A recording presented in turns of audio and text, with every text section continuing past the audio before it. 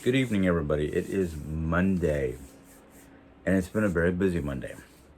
Um, this morning we had the home health aide person here, and of course, if you're familiar with Jerry's channel, you watch Jerry's information. Her bestie Lisa is in town, which is great. I mean, it was kind of a spur of the moment thing. She called either Friday night or sometime Saturday. I can't remember which. Asking if she could come up and visit, which we have no problem with. In fact, our door is kind of open to most everybody. So she actually got here Sunday, and I spent most of Sunday morning cleaning up the guest room and actually finishing the guest room. It's done. There's only some minor things in there to deal with, like some of the decor. I don't know if Jerry wants to rearrange it or just leave it as is. But as far as I'm concerned, the room is done. Excuse me. It's easy to get on to both sides of the bed. There's not a lot of stuff cluttering or basically in the way. The only thing I can think of that I need to do is go in there and fix the area where the TV is supposed to go, because it's sitting on the desk instead of in the corner where it was. My sister-in-law, Julie, whom I love dearly, had to move the TV a little bit closer to the bed because it's a small TV. It's not a big, 32 incher. It's a 24 or something. I don't even think it's 24. I don't even know how big it is. I've never measured it. But Lisa really doesn't watch TV, or she does. I haven't noticed it. I think she would prefer to be spending time with Jerry and having a good time, and not, spend most of her time watching a TV.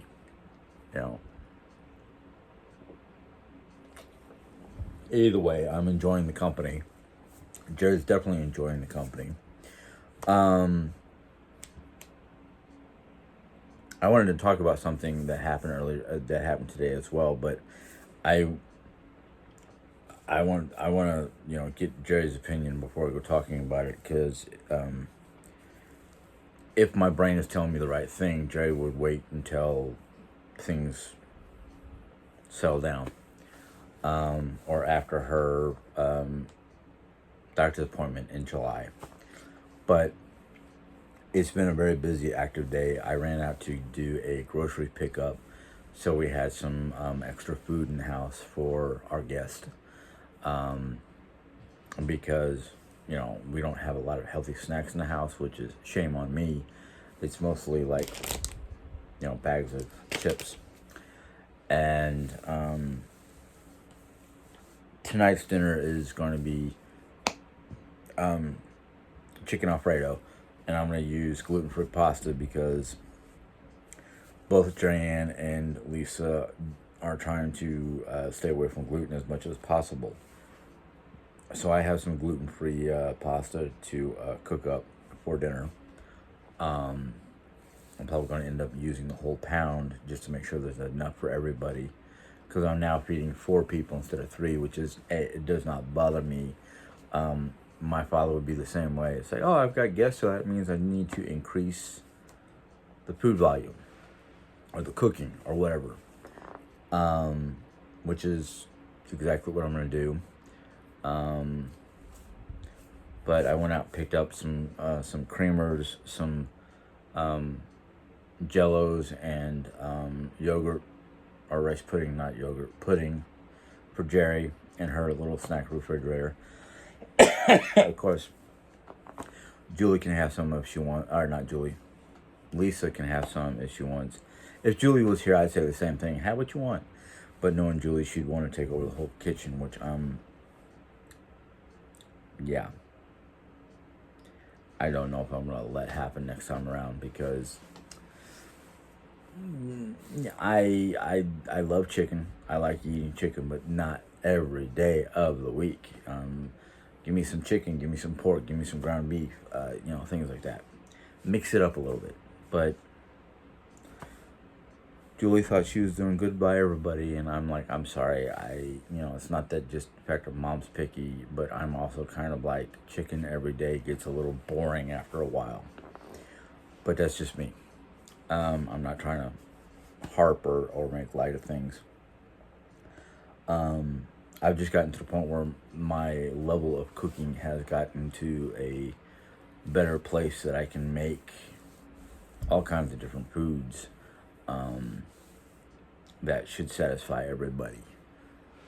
But again, we'll see what happens in the future because I don't know what's going on. I'm dealing with one day at a time. I'm not trying to look. I mean, the farthest I'm trying to look is this week because I know Thursday Jerry has a doctor's appointment. I think it's an all day thing. I'm not sure. I'm not 100% sure, but and we spent today kind of here at the house because of what was going on.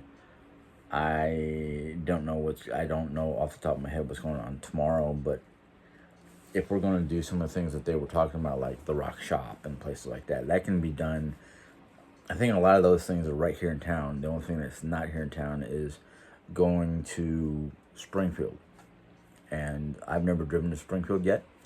I'm actually kind of looking forward to it because if I can make it to St. Louis, I should be able to make it to Springfield. The only difference between here and Springfield is there's more twists and turns than from here to St. Louis because of the Ozark Mountains. Basically, as you start going westbound, you start hitting the portions of the Ozark Mountains. So, unless I decide to make it a long trip and take the back roads and use a GPS to show me the back roads. The problem is the back roads sometimes at this time of year can be flooded and non-crossable. So, yeah.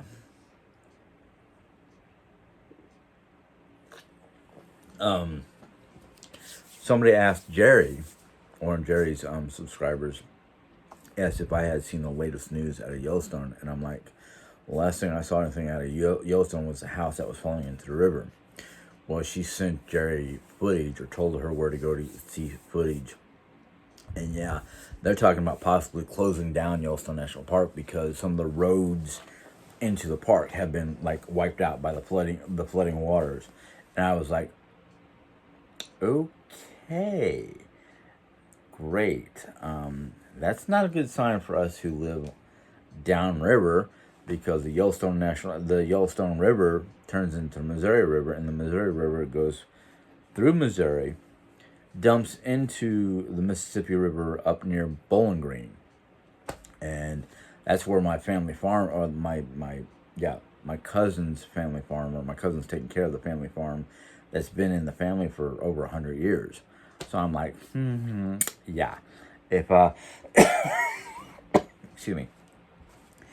If he calls down here and I find out that he's needing help up there to sandbag and whatnot, I'm going to be like, sure, if somebody want to give me a ride, I'll jump in with my other cousins and go up there and help out. It's family property. Granted, I may never see ownership of it, but still, it's in the family name, and he's got a couple a couple head of cattle. I don't know how many he's got up there, but he's got a couple. And I don't know if he raises it to send to market for meat or money or whatever, but he makes a living off that farm. And yeah, if he needs help, of course I'm going to go help him. But I haven't heard anything about flooding in the area, so I'm kind of like, maybe it's tapered off. But yeah, what caused the flooding up there, according to the news people and weather people and whatnot, is a combination of heavy rains and, the large amount of snow that they got during the wintertime melting off the mountains at the same time these heavy rains came, and mix the two, and you've got a recipe for flooding disasters. But but I didn't know it was that bad. So I'm just kind of like, oh, maybe I should get online later on this evening and start looking up all the different reports coming out of that area, as well as directly from the National Park Service website for Yellowstone. So it's like, oh boy. Yeah, certain parts of Yellowstone may be closed, if not the whole park.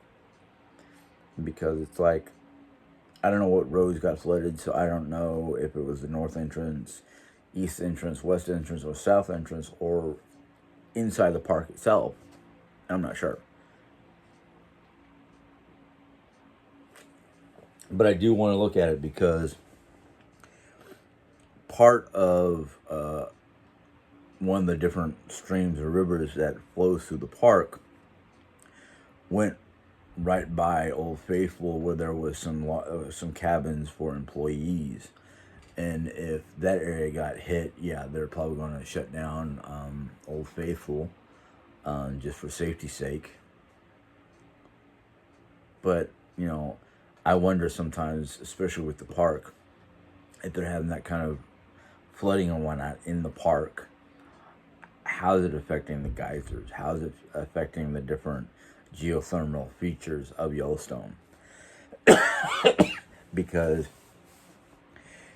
if it's having an impact on how the geysers release their pressure from underneath, what that could do with, or what kind of side effects could it have on the super volcano that lies right underneath your feet when you're in Yellowstone.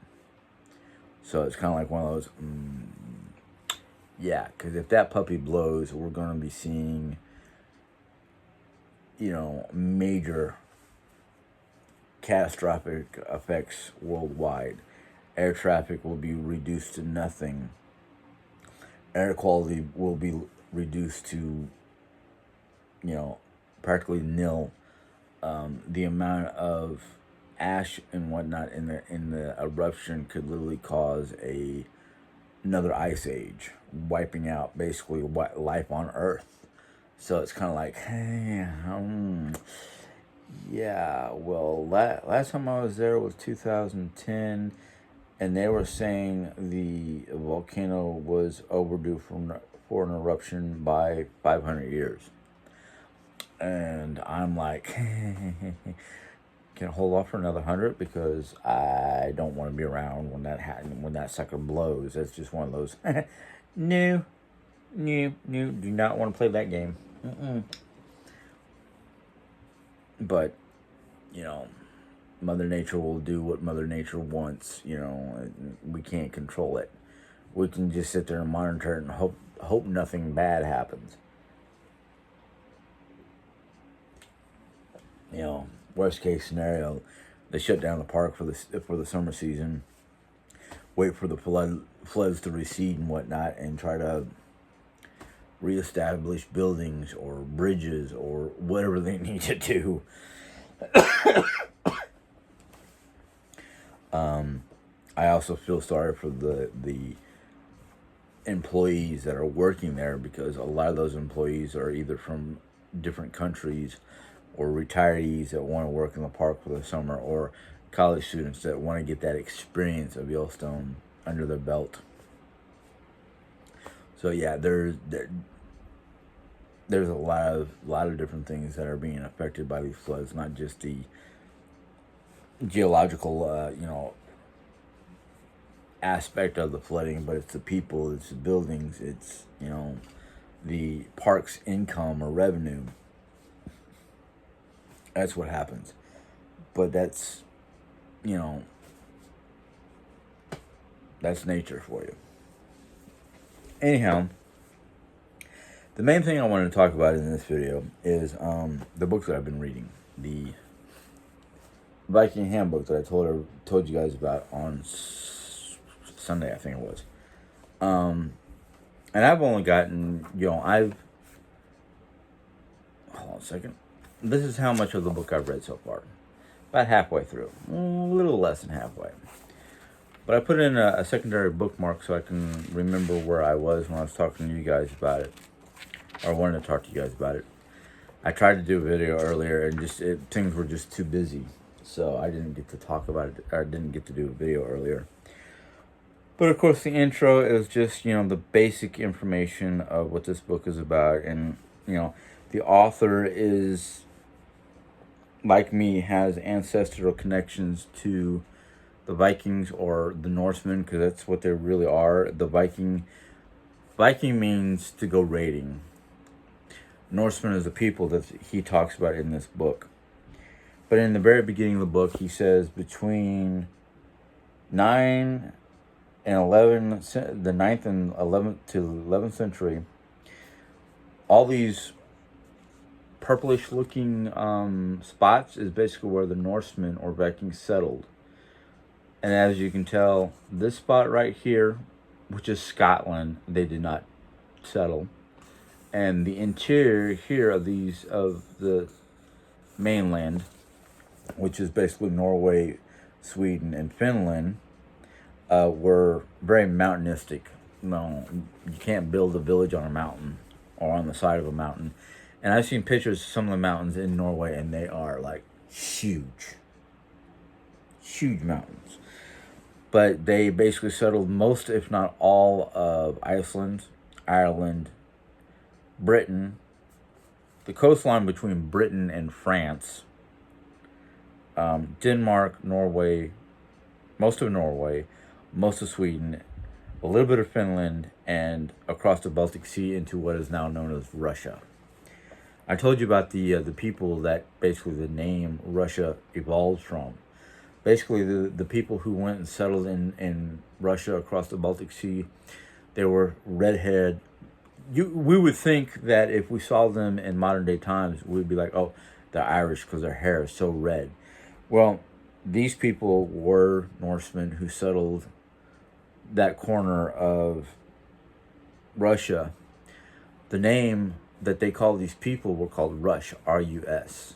Had to do with the rust-colored hair. And then the word Russia evolved from them. So that's just a little piece of interesting history. But the introduction talks about his connection to the Norse people and, his various, his family background and whatnot. And then he goes into part 1 or section 1 of the book, which is the village, home and work life, basically. Talks about, and he even shows some pictures, drawings of the homes that they lived in, which looked like that. And talked about what the homes were made out of, and, what was this? Home turf. Later in the Viking Age, or after about 870, settlers made it to Iceland and Greenland, where trees were small and scarce. Their homes were built of turf, cut and stacked like bricks to build walls, and laid over driftwood beam of the roof so that grass grew on top of the house. Sometimes the foundations were dug into the ground for insulation. The overall concept is similar to the turf homes their descendants would later build on homesteads in the American Midwest. I'm not going to read everything because of the fact that there's a lot of information in this book. I'm just going to skip around. Then they give like a brief home decor. There wasn't much of home decor back then. It was basically they lived like a minimalist of today.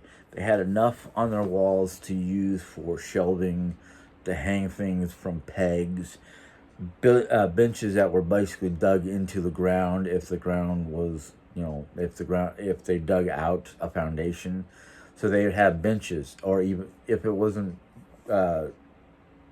clay benches made out of the walls of their foundation, it was wooden benches that you can the wooden benches would have like a lid so you can store stuff down in there, like your bedding material, because that bench became a bed at nighttime for young people.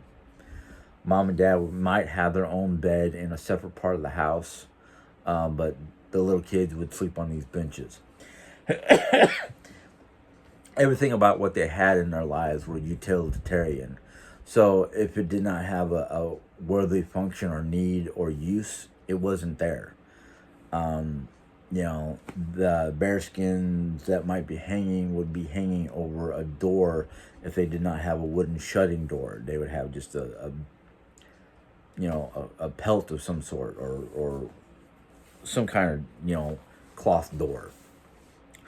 A lot of times they did have doors, and they would have the bearskin rug or the pelt of whatever animal that they were hanging on the door to help insulate the door from the wintertime. So they might have had a functioning door, but there was definitely a pelt to help insulate the doorway. And because of their climate, everything you had to have insulated clothing, you had to have various types of items in your home or in your life to help you survive the harshness of wintertime. And then it goes to talk about the family, and they even give a carving of what a toy would look like for a little boy or girl, you know.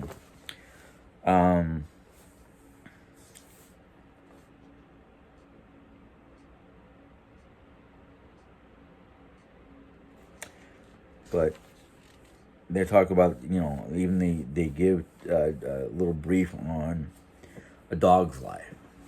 Now, back then, dogs were at first wild until they became somewhat domesticated, because they became friendly or familiar with the human beings and lived in harmony with the humans. And a lot of times, they would take wild animals when they were babies, like a bear or a wolf cub or something like that, and bring it into their home and raise it as a domesticated pet. And a lot of times, especially wolves, because wolves are pack animals, while bears are more solitary animals. But the wolves, especially, they would raise cubs, and these cubs would become loyal members of the family and help between herding and hunting and guarding and all that important stuff. And there's been several different grave sites where they found the bones of loyal dogs in high-ranking people's grave sites, because they, like the Egyptians, they felt that their loyal pet needed to come with them to their version of heaven, or in the Viking sense, Valhalla. So there are several grave sites that have had horse bones, dog bones. You need your horse to travel with, so you need your dog to help you hunt and whatnot when you're in Valhalla. Just like the Egyptians had mummified cats. Mummified cats were a treasured pet, because not only did they help keep the mice and whatnot from the granary, but they were believed to be protectors and guardians from anything that would come out of the underworld, because Anubis couldn't contain them in the underworld. So, just brief bits of history and beliefs. Then they go to talk about the clothing of a man. They give a little image of what a man's clothing would look like. Fur cap, a cloak, kept in place by a pin or a brooch, their tunic, their leg wrappings. And this is something I want to read to you because I found it a little interesting. It says, since Northern Europe is not known for its sunny climate, Norsemen, I'm going to say Norsemen instead of Vikings because that's the way I am. Norsemen developed a method of making moisture shielding outerwear. They rubbed the skins with beeswax to soften the leather and treated them with fish oil for waterproofing. I don't know about you guys. I take fish oil for my health. But you got to realize fish oil back then was basically, they took the fatty parts of the fish that they would not consume, or certain parts of the fish that were not considered consumable, boil it down into this thick, oozing goo for the fish oil, and they would take the fish oil and smear it all over these leathers, whether it was your cloak, your footwear, your cap, whatever was going to basically take the brunt of the weather. I don't know about you guys. I smelt plenty of fish in my life. My father-in-law, God bless his soul, loved to go fishing. And when he would bring the fish home in his cooler, and the second he opened up that cooler to pull the fish out to fillet it and get it prepped for making breaded fluke or flounder, depending on the time of the year, the smell that would come out of that chest was just, I'm sorry, that was like the most nauseous kind of smell one of many nauseous smells I've smelled in my lifetime. But to think of taking the fish guts and the fish bones, the fish head, the gills, basically the parts that they would not eat, the innards, throw it into this big cauldron or a pot and boil it down with, I don't know if they put anything in there to help, with the smell or whatnot, but to have your clothing smeared with this to make it waterproof, I'm sorry.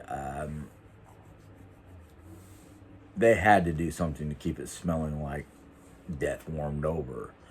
But they did what they could. And then they go on to talk about how the women would dress. And here's another little picture. And they wear, shawls and gowns and the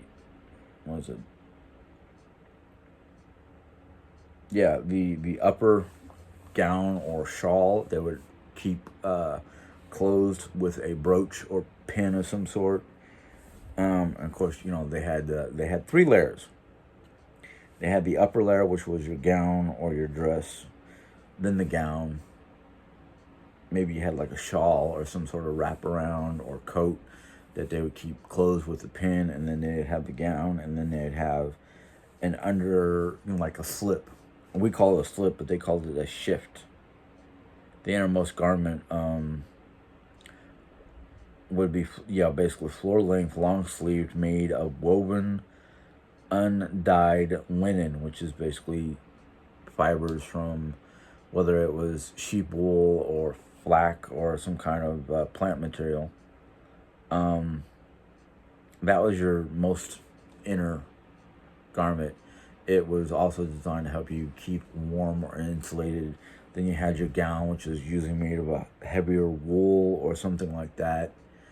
And then they would have the overcoat to keep your upper body warm.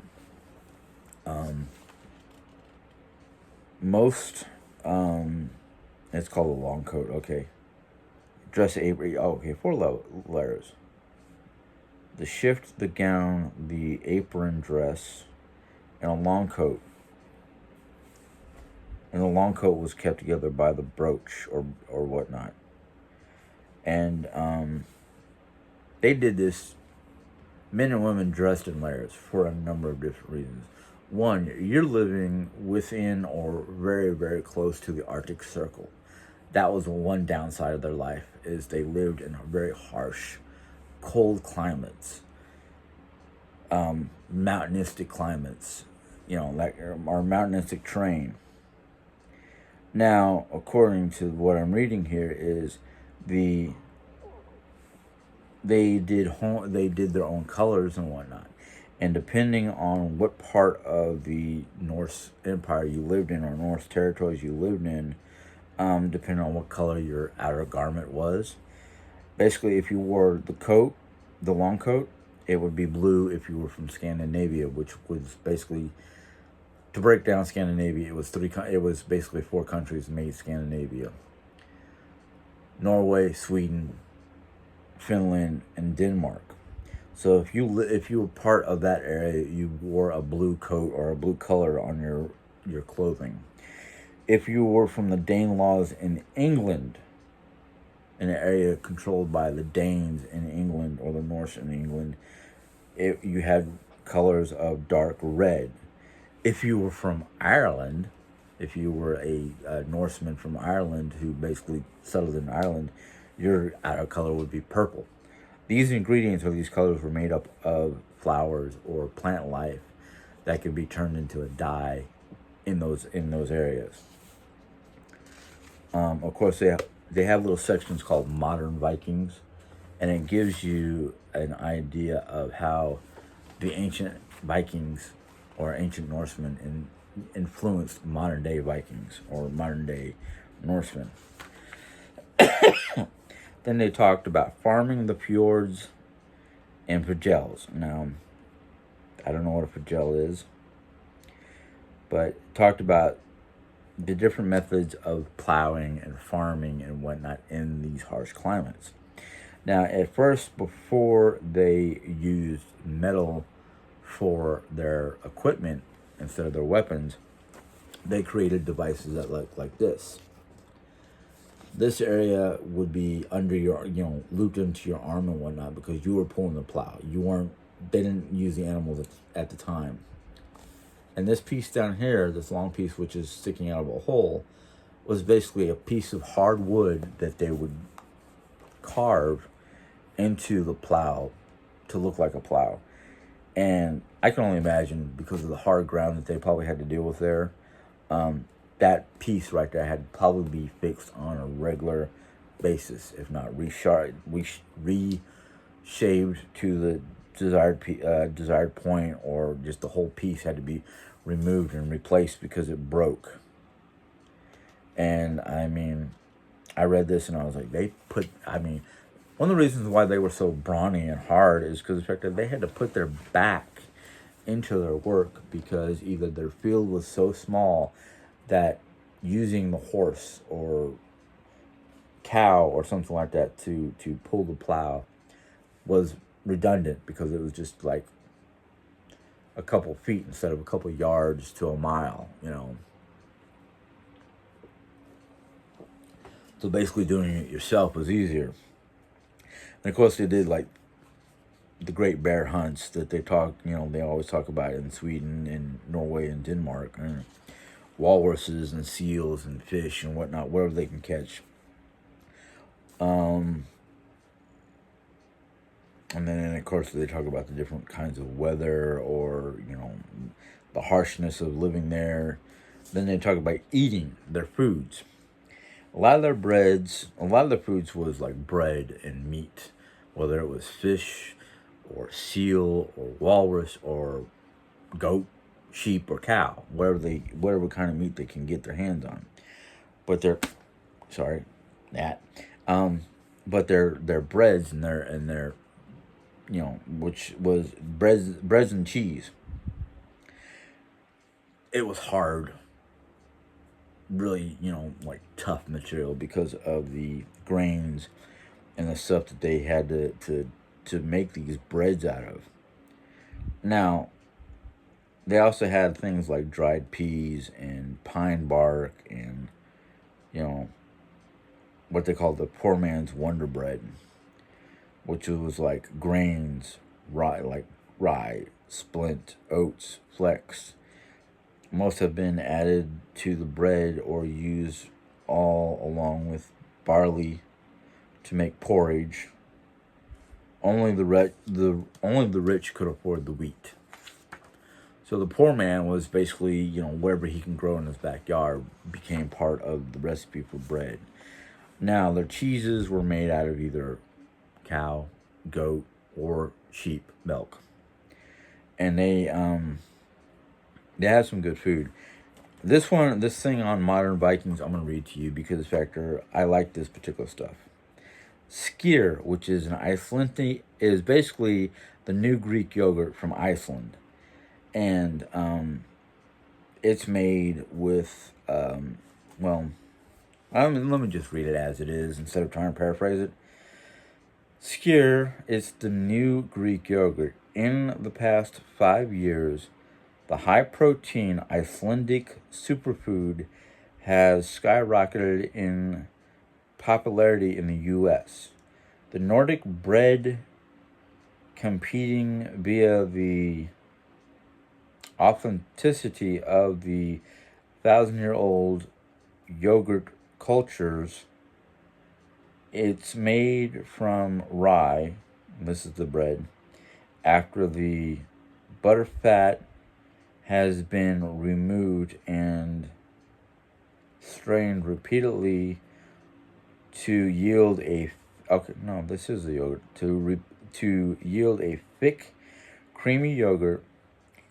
Of course, if you're really after a Viking warrior level of protein, you can look for dried codfish snacks, which boast that you're 95% protein. Skyr yogurt. They sell it once in a while at Aldi's. And some other places, like some of the other stores, have been selling it. You don't find it very much at Walmart. At least not that I've seen. And I do look for it. Skyr yogurt it is a creamy yogurt, but it's very tart. Because they get rid of as much as the unwanted properties of modern day quick cultured, quick made yogurts. Now, there's nothing wrong with your Greek yogurt or anything like that, but I will tell you this much. I found in one of my books a recipe for what they call a cheater's skyr. And basically what it is you take non-fat Greek yogurt or light Greek yogurt and you strain it through a cheesecloth to get rid of the extra liquid. You don't squeeze it to the point where there's no liquid in there. You just put it in your cheesecloth. And don't even squeeze it. You put it in your cheesecloth, wrap the cheesecloth up, put it in a strainer over a bowl so it could slowly let the extra liquid leach through the cheesecloth. You let that sit for like 24 hours. Next morning, you take it out, you unwrap the ball of leftover yogurt, and you put it in a bowl. And you can put anything you want in there. When I go to buy it from the grocery store, like from Aldi's when they have it, I'll get the skyr with strawberries in it, and it tastes really good. The strawberries take away some of the tartness, so you get that tart, sweet taste. And it's very, it's like, what did I read in my book? 10 times more protein and beneficial ingredients than Greek yogurt, which Greek yogurt is supposed to be the best on the market. It's probably one of the reasons why it's hard to find here in the States, because we're weird. Then they talk about their methods of cooking the various meats. The meat and fish could be grilled over an open fire on large metal forks and spits, or boiled in a cauldron hanging from chains over the fireplace. Stews would have included the most common Scandinavian vegetables: cabbage, peas, and onions. Cauldrons were made of hammered iron or copper, or carved from soapstone. Soapstone is soft enough to shape with the knife and retain heat for a long time, which makes it ideal for cooking. Ladles and servers were made of wood. That's your typical cook fire cauldron. And I'm going to paraphrase some of this, because I read into this. And one of the things that which was discovered, in fact, I think I'm just getting in there because it's getting long. One of the things that was discovered in a cauldron that was found in a abandoned home from the Viking era in Greenland. Greenland was too difficult to settle. But inside that pot, they found various ingredients of a typical Nordic meal. And what surprised these people that analyzed the cauldron was it looked like everything but the kitchen sink was thrown into this cauldron to make a meal. Well, I have another book that I read and it talked about the typical Nordic meal. And what I read in there kind of made me go, okay, that's interesting. But at the same time, it made me kind of go, ew, that sounds nasty. And what it is according to researchers, what they used to do is like they would make a pot of porridge in the morning. Whatever was not eaten when everybody was done eating would stay in that pot and be kept warm. They did not have your typical lunch. Lunch was basically, on the go. You grab a piece of fruit, chunk of bread, piece of dried meat, something like that. Because during lunchtime, you're either out fishing or hunting or doing something that you don't have time to sit down and have a meal with the rest of the family. But come dinner time, the women of the house would start throwing wood and whatnot on a fire to get it stoked up to heat up the leftover porridge or ingredients inside the cauldron, and throw into that porridge a chunk of meat, whether it was fish, beef, pork, chicken, whatever they had at the time, as well as their vegetable ingredients and whatever spices to make a stew. And according to what I read is they would eat that, and whatever was not finished would stay in the cauldron, being kept warm by the fire that was keeping the home warm for the nighttime. Come morning, they would just, heat up the cauldron, eat whatever was in the pot, and then by dinner time you'd have a fresh, clean pot, and they would start from scratch. So basically, a cauldron full of food could last the family 3 meals. What kind of made me go, oh, I don't know if I could eat like that, is, okay, porridge. Porridge is one thing. Porridge can go with anything. Porridge can be made to go with anything, depending on what ingredients you put in there, whether it's fruits, vegetables, whatever you want to throw into porridge. Most people nowadays think of porridge as a breakfast-only item. Well, when you're a poor farmer or a poor countryman of a rough territory like Scandinavia or Norway, you have to learn how to eat basically whatever is available and try to stretch it as long as possible. So your typical family, let's say you have a typical family of 5. You, your wife, and 3 kids, which is typical size family for back then, even though the mortality rate for infants was high. You might start out one day with a clean, fresh pot. Make a fresh batch of porridge. You're putting in your grains, liquids, maybe, milk from one of the goats or sheep or cows that you have, and some fruit that you might have been growing or were able to pick the day before.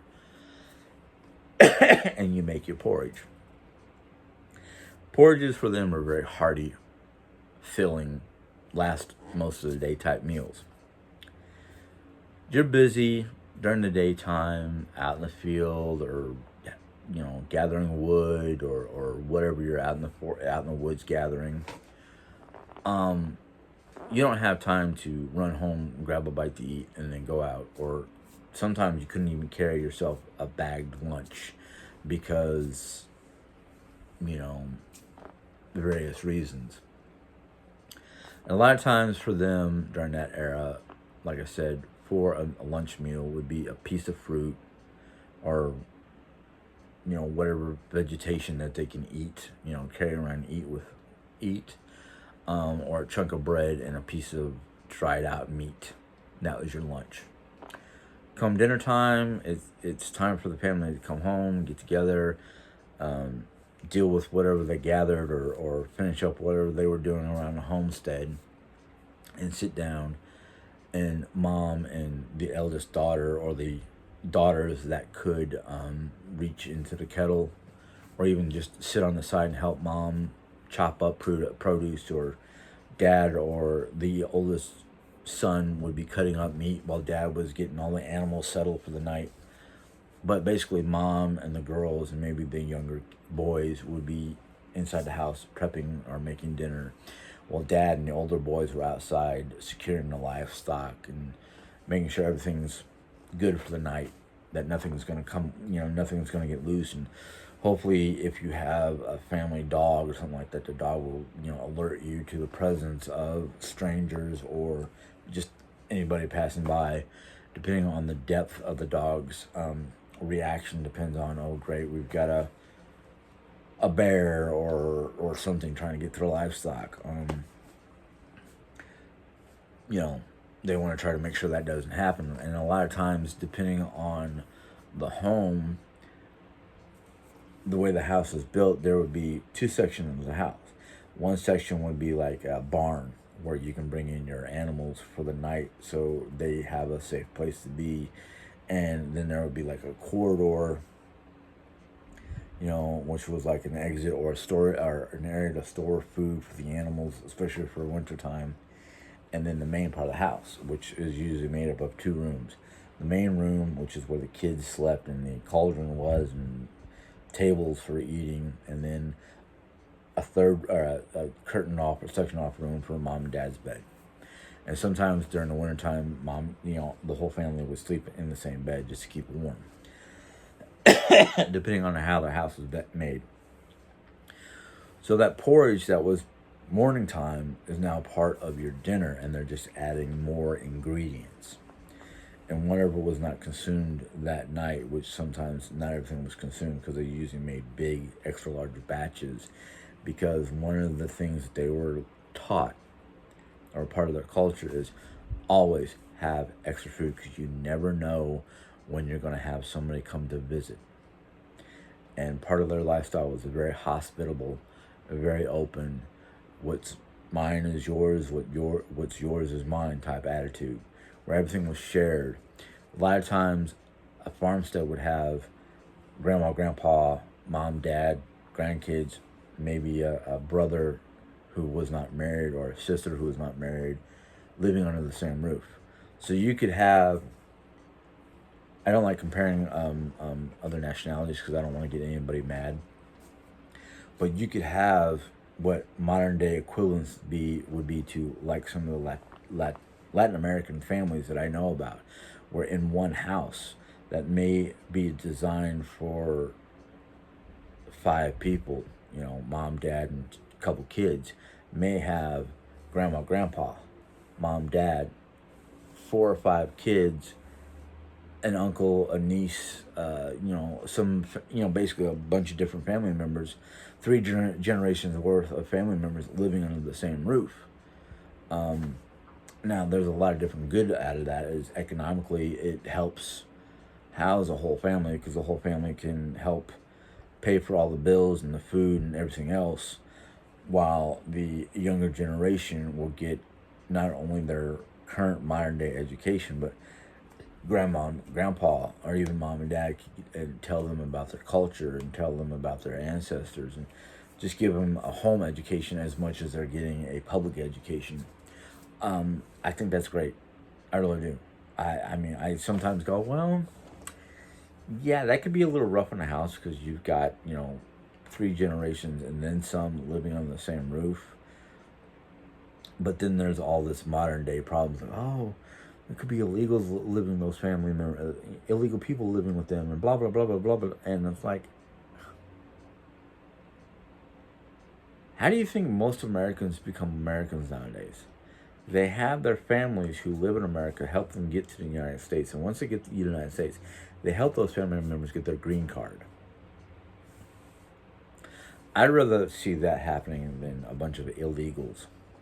Because if you want to think about it, if you really, really want to think about it, every single white, black, yellow, basically every creed, culture, nationality except for Native Americans are illegally here. How is that? It's because the fact that this land is not really ours. It's the Native American people. So if the Native American people wanted to get together and take over Washington by putting one of their people on Capitol Hill, and they decide, if you don't follow our ways and you don't live the way we want you to, go back to your home country, wherever your ancestors came from. because technically we are illegally here because we did not make formal agreements or documentation or anything of that nature to live here amongst the Native Americans. We just came across the ocean and started pushing the Native Americans aside because we thought they were savages. You and your ancestors, including me and my ancestors, were savages at one point in time until we realize it's going to be a never-ending battle amongst each other. But instead of knowing and understanding that we came here to America, it did the same thing we were doing to our own people centuries ago. So that's one of the reasons why when people ask me what my nationality is, I tend to sit there and go, I'm a mixed mutt. I'm a mutt. I've got ancestry all over Western Europe. Germany, Ireland, England, Norway, Scotland, Denmark. You know, those are the ones I know about from my DNA testing, my DNA ancestral kit.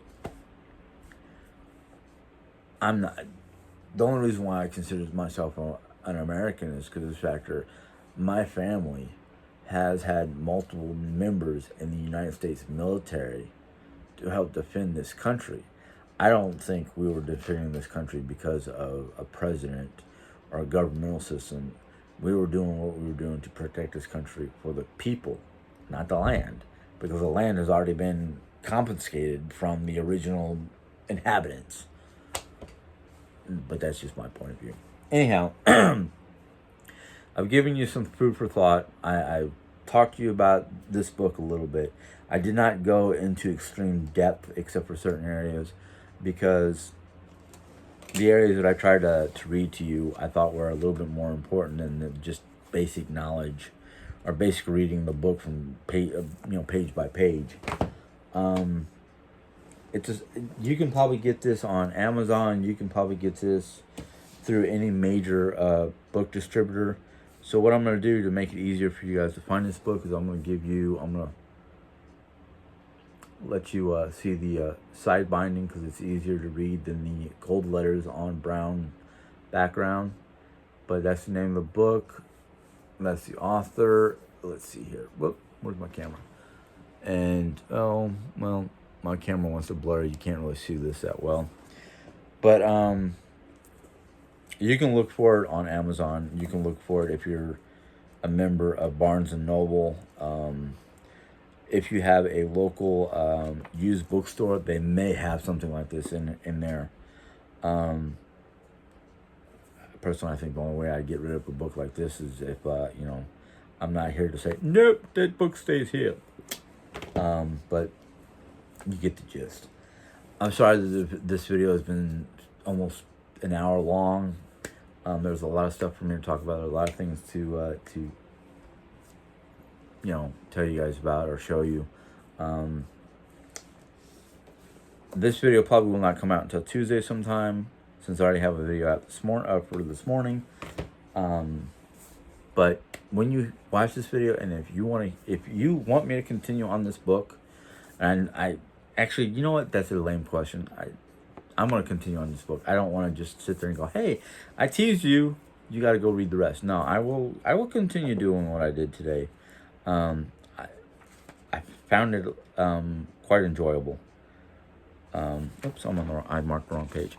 So tomorrow we will continue with this book. And if I get a chance to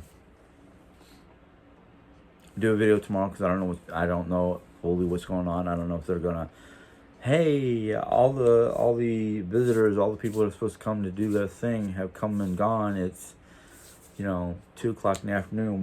What can we do for a couple hours, or what's the plans for the rest of the day? I don't know. I'm riding their wave. I'm letting them decide. I'm just a driver, person to help them out or go along with them or whatever. So until tomorrow. Oh, wait a minute. If you enjoyed this video, give it a thumbs up. If you have any questions or comments about this video, or you want a little bit more information about a particular segment that I've already talked about, go ahead and put that in the question comment box. I will address it as soon as I can. If you're new to my channel and want to hear more, you can click on that subscribe button, and then a little bell will pop up. Click on the bell. YouTube lets you know when I put in more videos. So until next time, you guys have a good day. Enjoy. Bye.